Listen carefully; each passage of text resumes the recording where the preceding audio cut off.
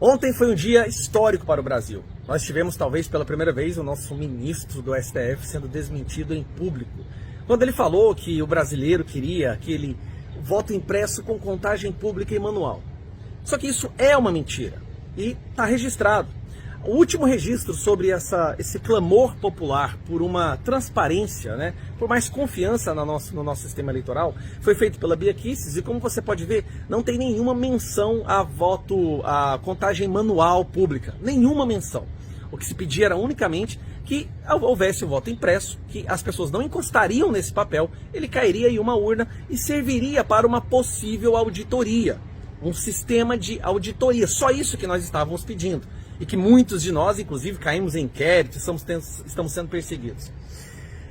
Mas passou algo mais importante que isso, batido, porque no meio dessa empolgação de ver o ministro sendo desmentido, soltando uma fake news, o ministro que diz lutar contra fake news, foi quando ele disse que durante a sua presidência do TSE, ele fez várias coisas. Ele lutou contra a pandemia.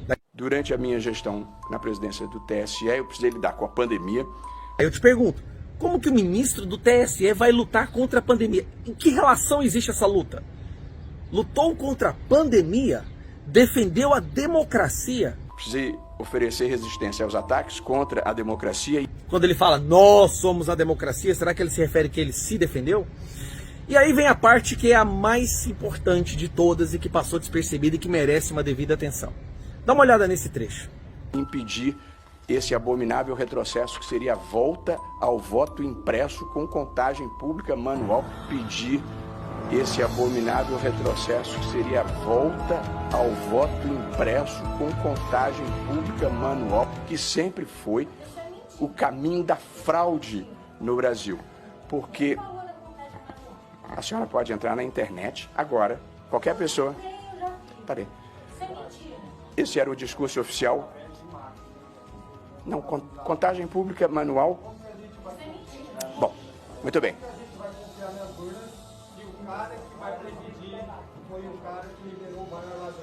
Muito bem. Impedir esse abominável retrocesso que seria a volta ao voto impresso com contagem pública manual.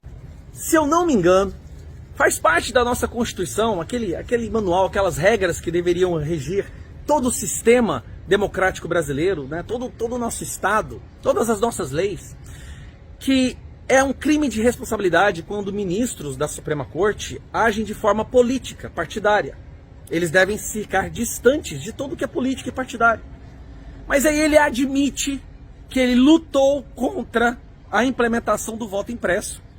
Ele admite isso durante essa palestra em Oxford. No vídeo passado eu até errei falando que era Estados Unidos, mas na verdade ele estava no Reino Unido, em Oxford.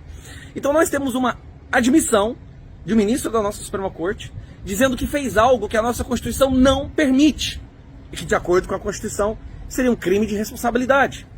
Agir de forma político-partidária quer dizer que ele influenciou nas decisões dos deputados e senadores que foram eleitos pelo povo, que deveriam representar o povo, mas acabaram tomando uma decisão por influência, ou talvez coerção, não sei, de ministros do STF. Vocês se lembram daquela reunião que houve com alguns presidentes de partidos que, de repente, magicamente, a estrutura, toda a composição da comissão do voto impresso foi alterada e uma coisa que já era dada como ganha, vitória para o nosso lado, de repente mudou e não passou?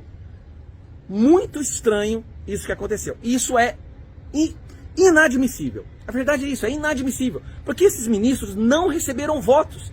Eles não deveriam estar legislando ou interferindo na legislatura de representantes democraticamente eleitos. É como se eles fossem agora os grandes reis do país, passando por cima da vontade do povo que está sendo executada através dos seus representantes, dos deputados, dos senadores, do presidente. Isso passou despercebido, mas agora não mais. Compartilhe esse vídeo. Um abraço. Uai, seu app de vídeos curtos.